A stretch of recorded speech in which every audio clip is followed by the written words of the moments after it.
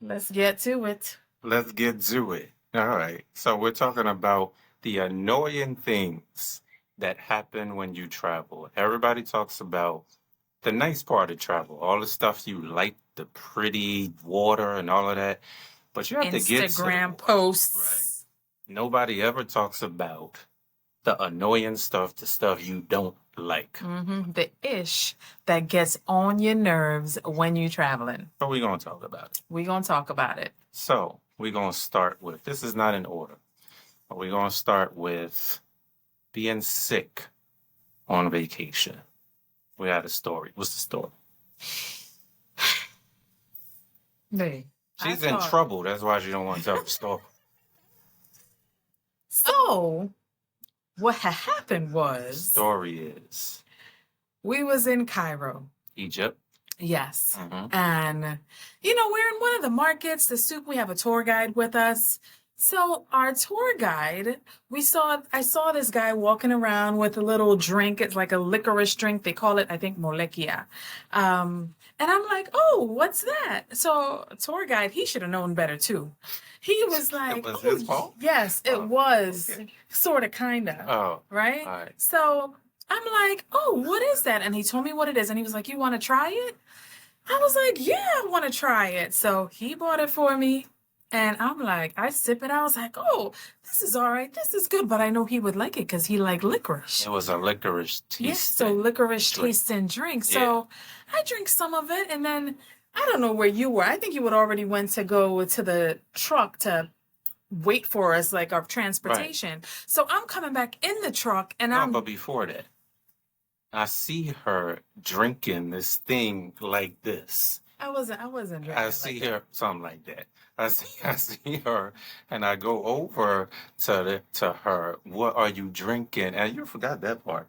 I came over to both of y'all, and what is she drinking? And I stopped her from drinking it. She didn't know what it was. I didn't know what it was. So I actually got sick. Like sick, throwing up, 1, 2, 3, 4, 5 through 10, everything, and it was just a mess. I tasted it though. When she was drinking it, I tasted it, and yeah, it tastes like licorice. It was good and all of that stuff, but it was from their local water. That's why we got sick. Yeah. So it wasn't purified water. And I got a little bit sick, but from a sip, he got sick. So you know, I was sick for maybe some hours, less than a day, but she was sick for days. And we didn't really bring much with us to help us for sickness, but that trip triggered our now survival kit when we're going away. So this is one of the things people don't talk about, how much you get sick, or if they do get sick, they only post the pretty stuff. Right. So our go-tos when we're traveling, our musts are activated charcoal. This is a must, right? It collects all the toxins and get rid of it, right? It binds the toxins. Our second is oregano oil. Essential oil. Yes, essential oil. Yeah, that's a must. It kills pathogens.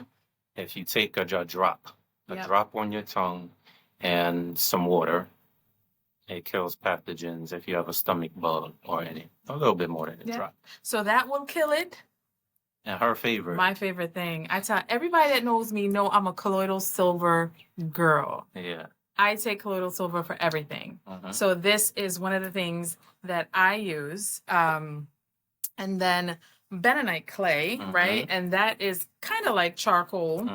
Bentonite clay, you take it and it helps, remove the toxins from your body. So all these, listen, I take sometimes all together. As soon as I feel a little something on vacation, silver under my tongue. We even have the nasal spray. As soon as I get a little sniffle, I think something's in my nose. And and then you take the charcoal or the bentonite clay, and that kind of helps binds with the toxin and removes it from your body. So that's one of the ish people don't talk about, All right. So another issue too is, and like I said, it's not in order, but we're going to talk about the actual traveling part, the journey to get to your destination. Yeah. Now, yeah, we like to get to the destination, and everybody likes when they are there, but who likes to actually get there? Because I don't particularly like planes, but I get on planes a Hmm. lot to travel. But the journey. Let's talk Yes. about the journey. So from the airport, you book your ticket, you have everything set. You're like, man, how am I going to get to the airport? Hmm. Because sometimes, lucky for people that have family members, if you're somewhere by yourself or, you don't have anyone that could take you, you have to now, find airport parking, and then you have to find, okay, which airport parking, because the ones at the airport itself can be expensive, Hmm. or you can choose a place that, you can drop your car off. But then, okay, you also have to now pay attention to, are they going to, the time slots to pick you up? What time is your flight coming in? Is it around the same time they can pick you up? Because some places also, they don't come after 10 or after 12, or they don't start until 6 in the morning. So you also have to pay attention to that. And then some of them just don't come get you at all. They'll tell you they'll be there in like 10 minutes, 15 minutes, and you're waiting there for an hour.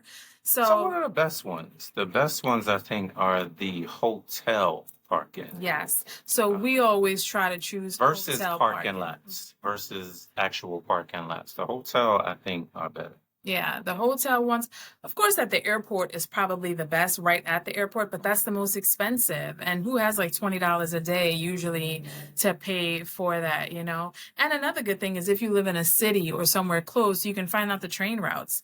Even if like when we were leaving from, like when we lived up north in Philly, you can get to JFK just by train. So that way you don't have to worry about anyone or depending on anyone, you know? So that is one of the issues that Hmm. gets But on. under the journey, we're still gonna stay on journey. Under the journey, the long flights. Yeah. Like if you're going to a long destination, we like Asia a lot. So Yeah. the flights are long is usually a day, 24 hours average of travel. Hmm. Like So our kids will tell us, it's not important unless you're traveling for a long time, right? If it's a yeah, long travel, the more important it is to us, right? not to us though. Well, So yeah, we want to get there. But if you're going to Asia, it's a long flight. hmm We like to pick seats. I have to pick seats because I have to sit in a seat where there's nobody behind it because I can't take people kicking the chair and they hmm can't be messing with the tray when the food is coming in the back of my seat. So And you don't know yeah, how important that is, because I used I to be told her like, one time. what's the big Yeah. deal? Like, just pick a seat. It's no big deal until it happened to me, until I got this little rugrat behind me that, just was not listening to his parents and kicking the chair. And I'm like, oh, I see why he does that. But what is a site that you use? I forgot the name of it that, Well, you pick your sites on the airline website, but I use Seat Guru to tell me not to tell me if this is a good seat or not because I know where I want to sit, but I use Seat Guru to tell me how the configuration is on the plane. So when you get your airline, it'll tell you 737, a DC something, and you use that and put it in Seat Guru, and it'll tell you where seats are and how it's configured, and you can pick where you want to sit. Yeah. So that's what we use. We use Seat Guru hmm along with the seats too, because some of these airlines they're not um, that comfortable for Yeah. tall people or short people. Yeah, because he's 6'1", Hmm. right? So he always his legs all over on my side of the seat. I'm trying to get comfortable. Why is your legs over on my side? So he usually takes the aisle. Yeah. And because I'm always Well, so you didn't tell them how tall you were. I'm 5'1" and 3/4. Okay, 5'1" and 3/4. But sitting for me sometimes.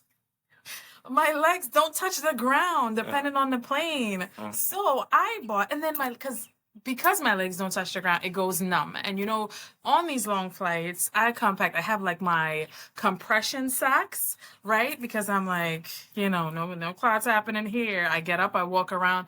But because my legs don't touch the ground, Yeah, it gets numb. It falls asleep. So I bought a little step stool. He always cracks up when I break this out. But this is for real, y'all. If you are under 5'3", this is a lifesaver on the plane. I don't care what people say. It's a lifesaver. And it just folds, boom, and it goes right into Please, listen, it's a lifesaver for me. If you're 5'3" and under, it's a must. I can link it.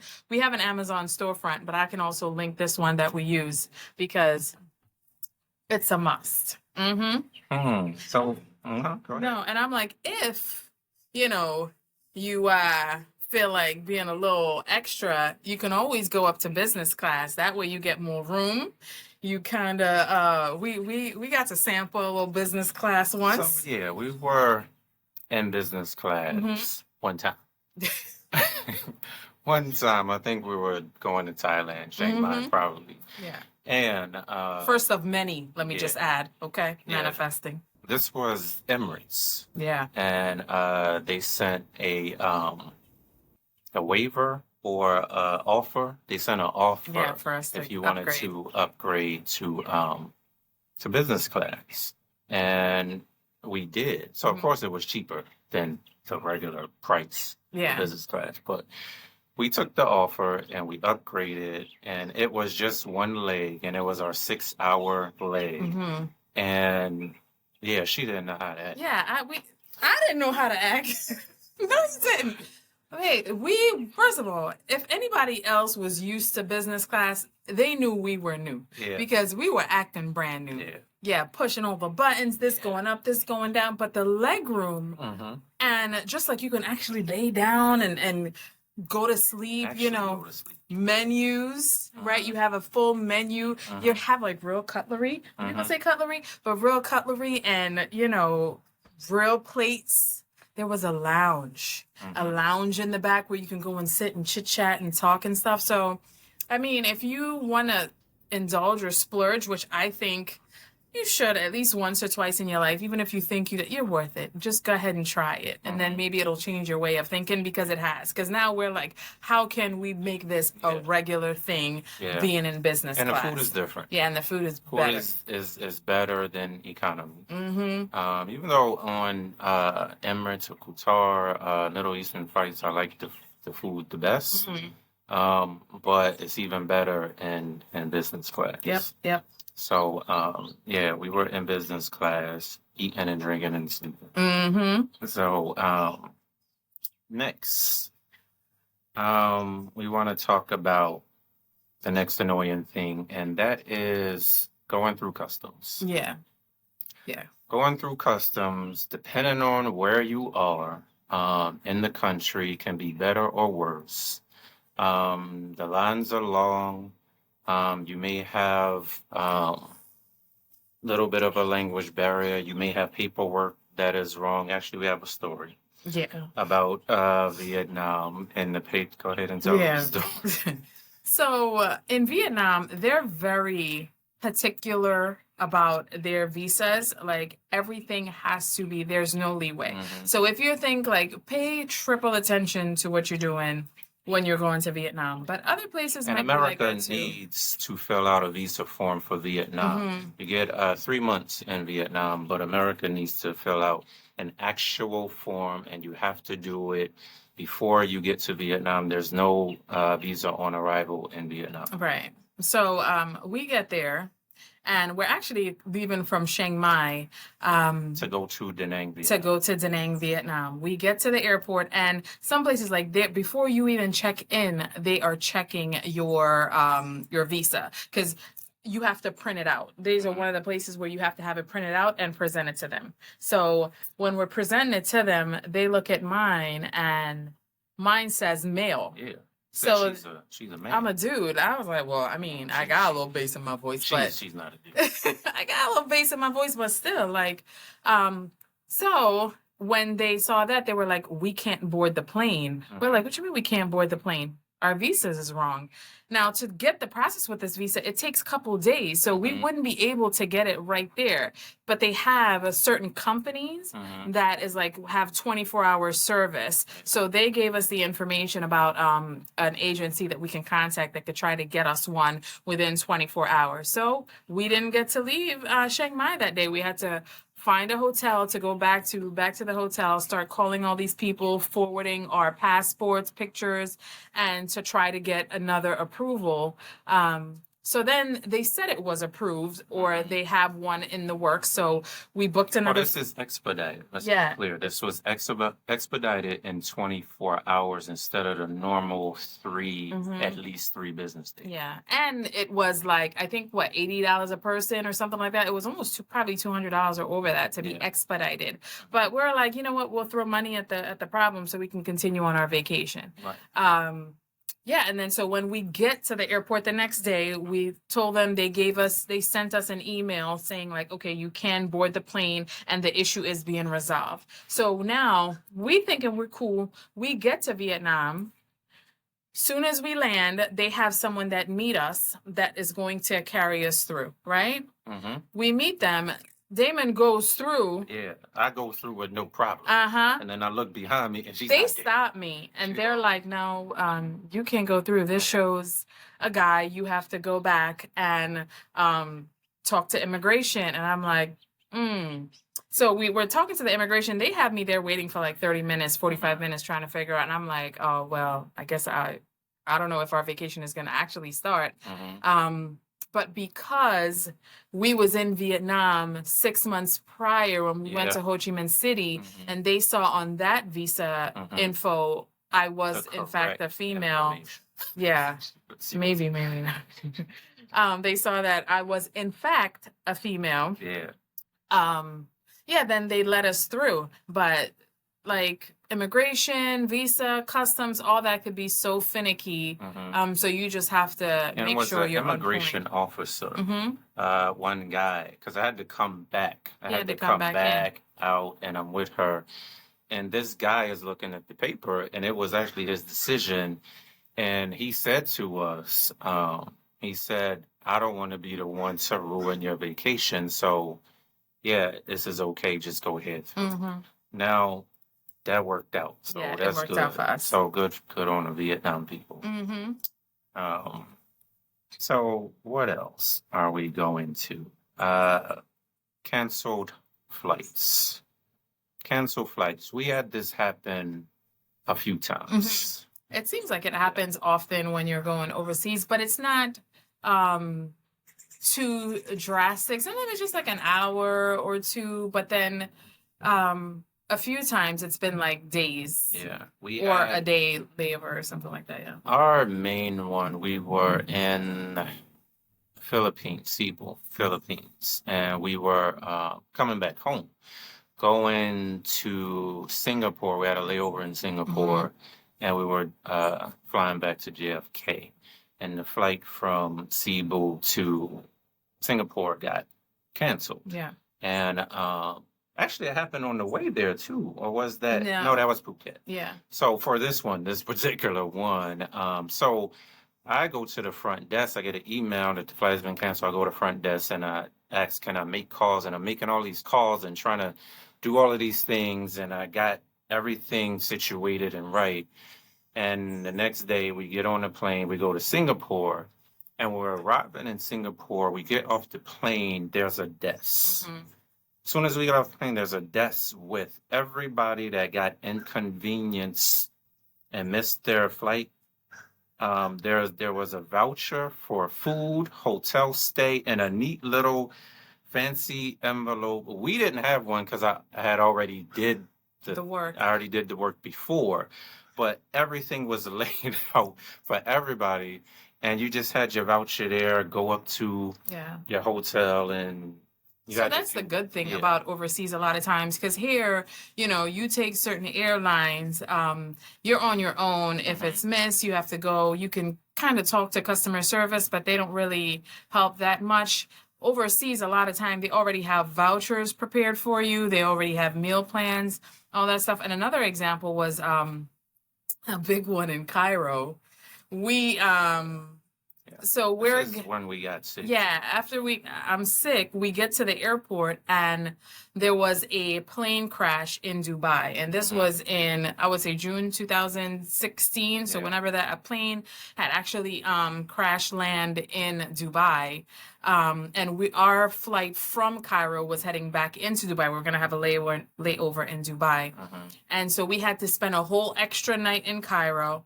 Then when we got to Dubai, we had to spend a whole extra night in Dubai, but they had hotels, they had meal plans, they had buses to Had take us vouchers for everything. yeah, to and from these places. Like everything was covered. Mhm. So although you know, canceled flights and all this stuff is horrible, I think there's a difference between airlines and out of the country where they try to accommodate you more. Right. So that was good. yeah. Along with that is the, you know, lost bag. We did actually lose our bag. Well, that was going to be our next Oh. thing. Is going to be lost luggage. Mhm. Now, I don't know if we got lucky, but we lost our luggage. All of these things happened to us. Mhm. So all of what we're saying happened to us.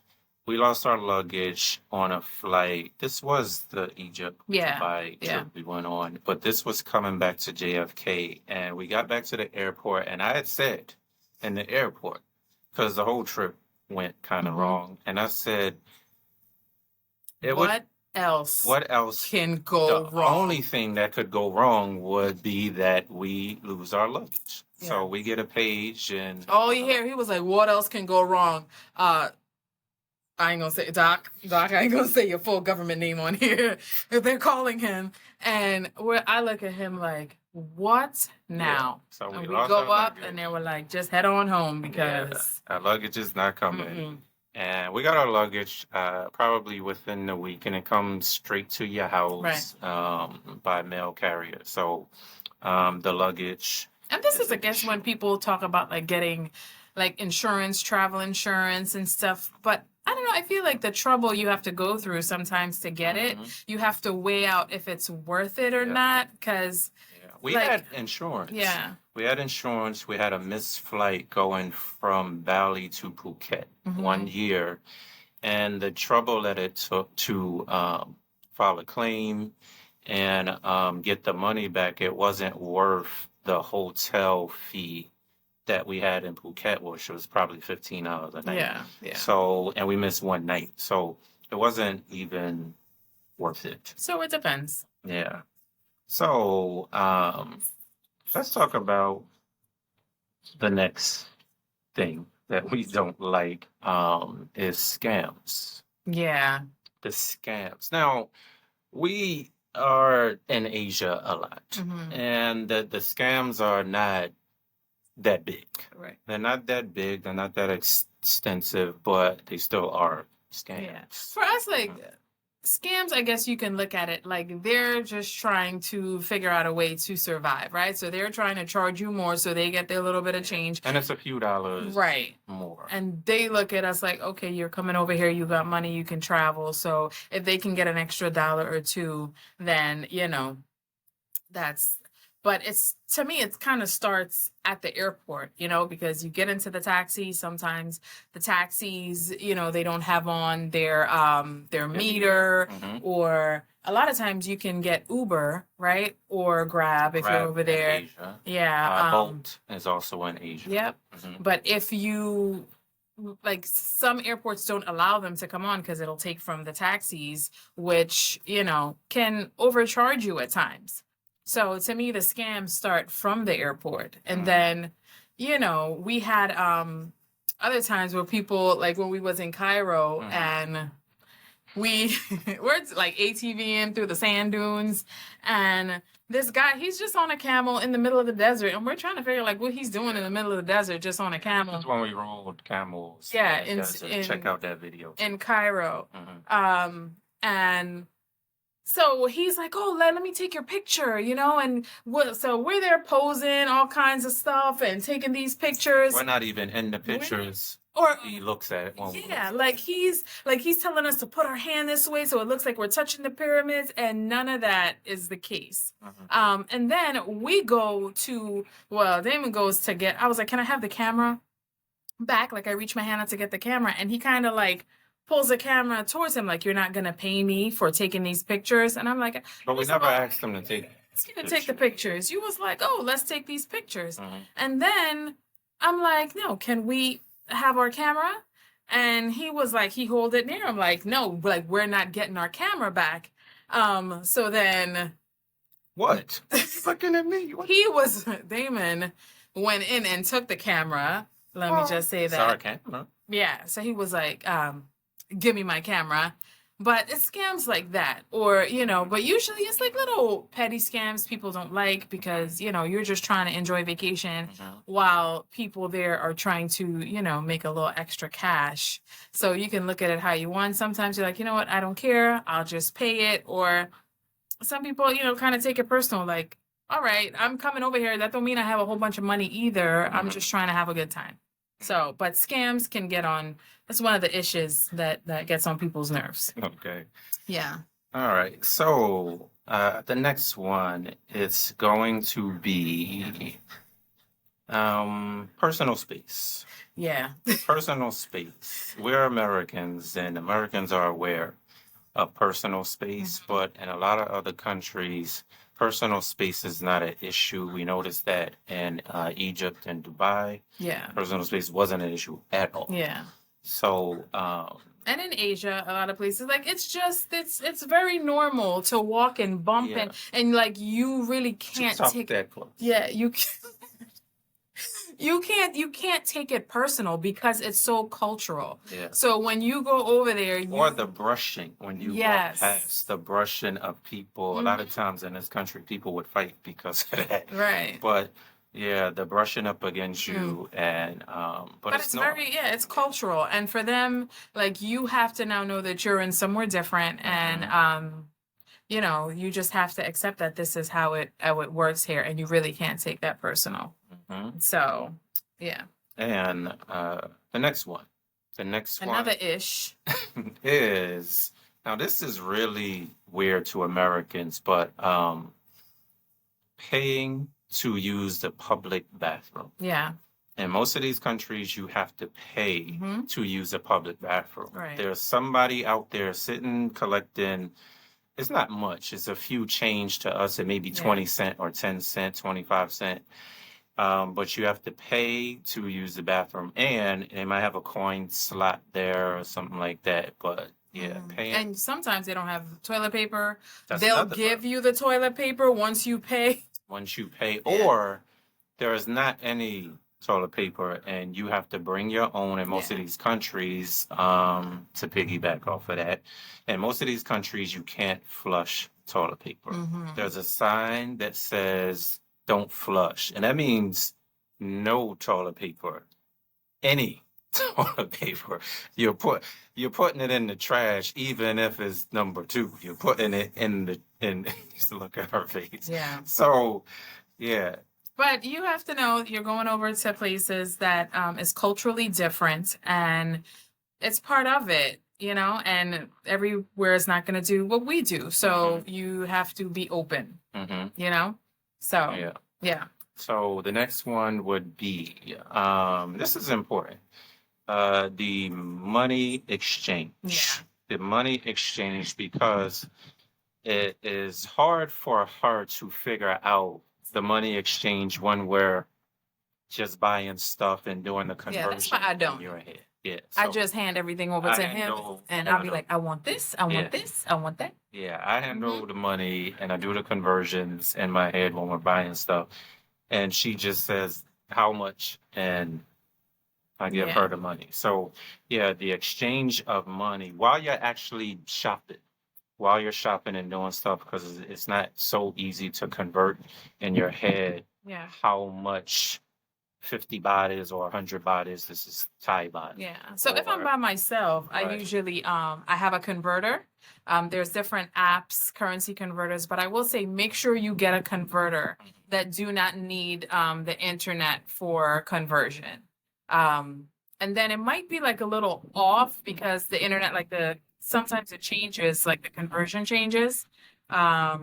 So, but there's a bunch of apps that you can download that helps you convert stuff. So, and we're coming to the final one. yeah. What is the final one? The final one is Coming back home. that's annoying. Yeah. Coming back home after you like being where you are. The vacation is nice, and you got to get on the plane to come back home and go Back to to work. reality. Back to reality. Yeah. That's one of the biggest ish that gets on my nerve. Yeah, because you cry most of the time.